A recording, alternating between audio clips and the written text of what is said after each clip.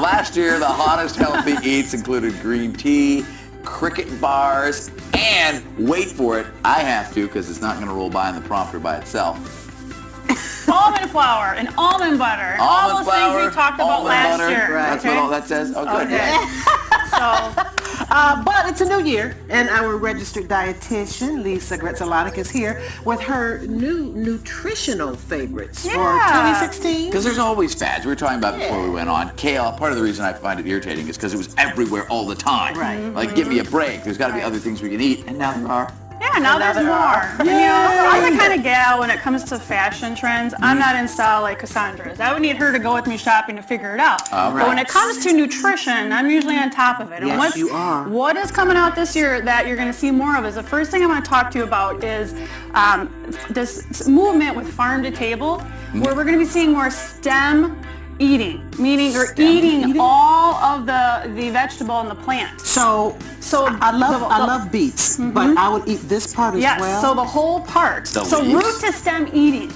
So in other words, like your carrot tops, right? Normally we throw these away. Right. But you might dice these up and use them as a garnish, like you would parsley. Okay, they're going to be a little bit bitter, but this is where a lot of modern chefs are getting really savvy with sautéing them with different ingredients. Are there nutrition in there to make it worth the effort? Absolutely, absolutely. And so the bottom of the broccoli, you can dice that up and make a broccoli slaw. We always eat the bottom. I like that. Anyway. A lot of people, you know, even like the potato skins. Yeah, but talk about, so would we really eat the skins? So potato skins do have what? A lot of fiber in them, and we're throwing that in the trash. So a lot of modern chefs are saying, that's not trash, that's dinner, and let's make it into our food meal. And so I've seen fried potato skins. The skins is part of like an accompaniment on top of a dish, or using it in au gratin, something like that. Especially sweet potato skins, because once you cook it, so lots of different things we can do, with the whole, using the whole plant. So you're going to see more of that. Then what we're going on to, we have some samples here. Ooh, samples. Because we like to have samples. Is there's gourmet beef jerky going, more mainstream. So beef jerky and really all jerkies, whether it be chicken, turkey, beef jerky, are up 46%. And when I say gourmet, what I'm talking about here, folks, is different flavors. So this one here that Cassandra has is a teriyaki beef with pineapple. And it's good. Okay. And then we have some basil citrus. This one is a ginger wasabi. This one's hot. So in this one you have, Rob, is zesty pepper. So here, we're going to have to move on to the yogurt segment. Yeah, here's the dried beef with pineapple. Maybe that'll mellow you out. Oh, okay. So different flavors, so beef jerky and so forth is growing up. More savvy flavors, okay? I like it. Pineapple's better. All right. Good. Then we have the same thing happening with the yogurt market. You're going to see a trend where all this sugary yogurt, it's been played out. We've talked about it. We know it's not the greatest for us. Our tastes are growing up, and we're going to have more savory and spiced yogurt. So what we have here Do we want that? is this is what was this one? This one's beet, and this one I believe is sweet potato. I do want beet. So beet and sweet potato yogurt, okay? You're also going to see yogurts with more spice to them. So maybe cinnamon, ginger, turmeric, more warming spices, not the beet. What about this one? So this was savory, maple ginger. Let's try this one.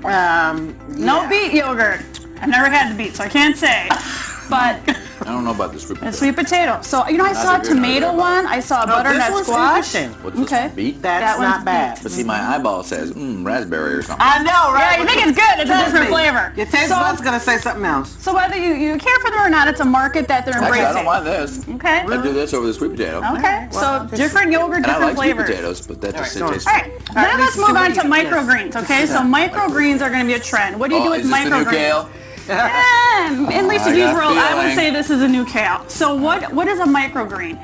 It's simply the shoot of a plant or seed after it's just had the leaves bloom on it, usually within 2 weeks. So like a bean sprout. It's grown in soil, okay, so it absorbs all the nutrients of the soil, so they're super nutrient dense. They can be more nutrient dense than the mature plant. But they're so fragile. How do you just top these? You top these on your salad, you put them on a sandwich, you use them on top of eggs, you can use them as a garnish. So you don't really cook them, you just... Some people put them in soups and stuff, but they're just light, they're easy to add a really good nutrition punch. What about soup? Then we got pulses. This is the year of the pulses. What's a pulse? Yes, what is a pulse?